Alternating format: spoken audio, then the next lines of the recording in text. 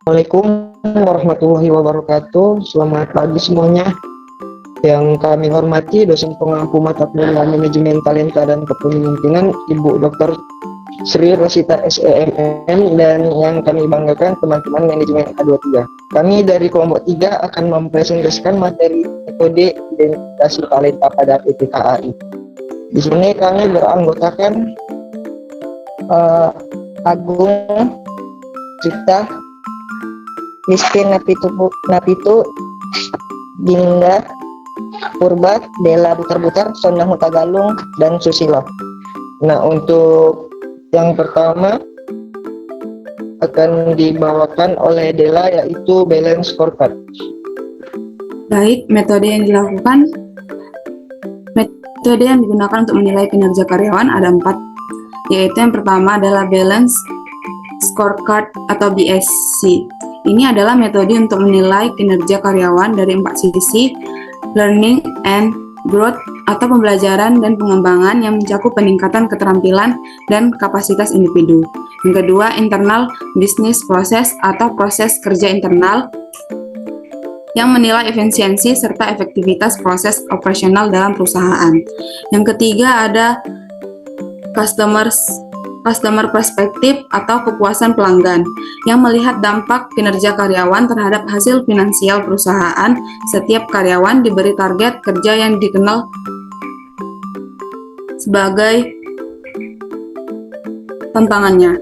Yang terakhir adalah financial perspective yang terakhir adalah KPI atau Key Performance Indicator yang merupakan indikator kunci untuk mengukur pencapaian. Penilaian terhadap KPI dilakukan secara berkala sehingga kinerja dapat dievaluasi dan dikembangkan secara berkelanjutan sesuai dengan tujuan perusahaan. Selanjutnya saya serahkan kepada moderator. Baik, selanjutnya adalah metode yang dilakukan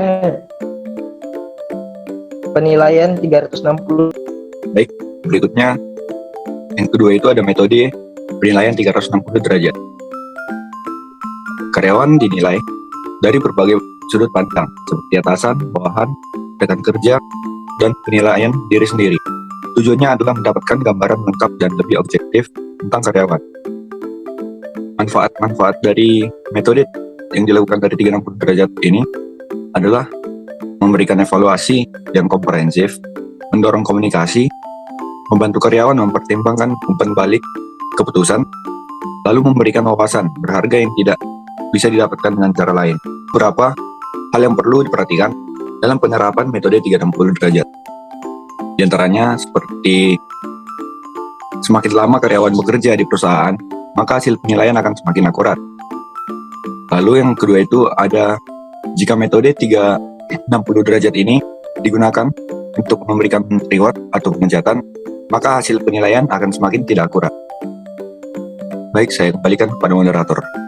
Baik, untuk metode yang ketiga itu ada tes kepribadian MBTI. MBTI ini merupakan alat yang digunakan untuk memahami kepribadian karyawan.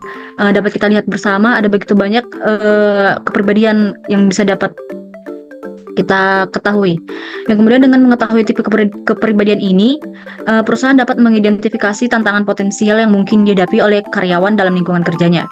Selain itu, tes ini juga membantu perusahaan merancang program yang sesuai dengan karakteristik individu, sehingga karyawan dapat mencapai potensi terbaik mereka dalam menjalankan tugas dan berkontribusi lebih optimal terhadap tujuan organisasi.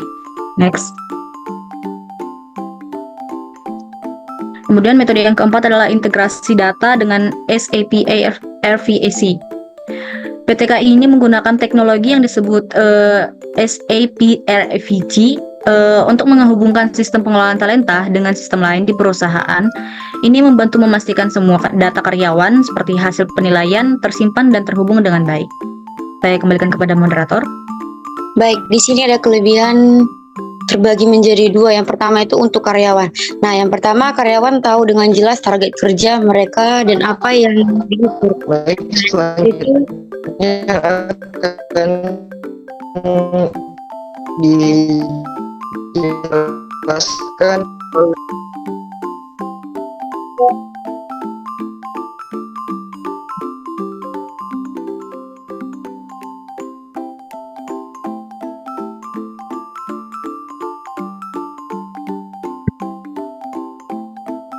Maaf ya, lanjut. Yang kedua ada karyawan mendapat umpan balik dari banyak orang atau atasan bawahan rekan kerja sehingga lebih tahu kekuatan dan kelemahannya. Lalu yang ketiga ada tes MBTI. Ini membantu karyawan lebih memahami diri mereka sendiri. Yang terakhir ada data tentang kinerja dan pengembangan karyawan tersimpan dengan aman dan bisa diakses dengan mudah. Lalu yang kedua itu ada untuk PT KI-nya itu sendiri. Nah, yang pertama itu ada perusahaan bisa melihat kinerja karyawan dari berbagai sudut atau tidak hanya soal uang sehingga lebih lengkap. Yang kedua, ada penilaian lebih adil karena melibatkan banyak pihak. Yang ketiga, ada perusahaan bisa menempatkan karyawan di posisi yang cocok dengan kepribadiannya. Yang terakhir, ada sistem ini mempermudah perusahaan dalam mengelola data karyawan dan membuat keputusan lebih cepat. Baik, saya kembalikan kepada moderator. Baiklah, kekurangan ini juga terbagi menjadi dua, yaitu kekurangan untuk karyawannya dan kekurangan untuk PT KAI-nya. Yang pertama yang kita bahas yaitu adalah kekurangan untuk karyawannya. Yang pertama yaitu jika target yang ditetapkan terlalu tinggi, karyawan juga bisa merasa stres atau terbebani. Yang kedua, bisa merasa tidak nyaman yang kurang membangun. Yang ketiga, ada beberapa yang merasa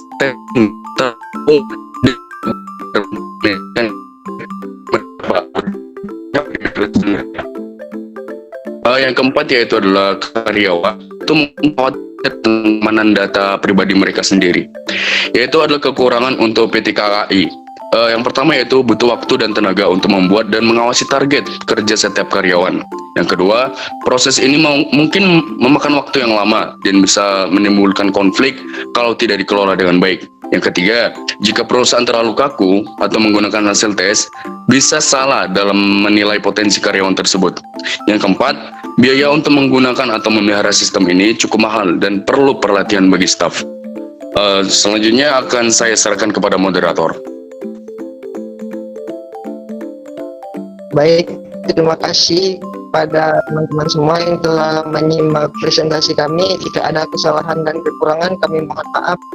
Kami tutup. Wabillahi taufiq wal hidayah. Assalamualaikum.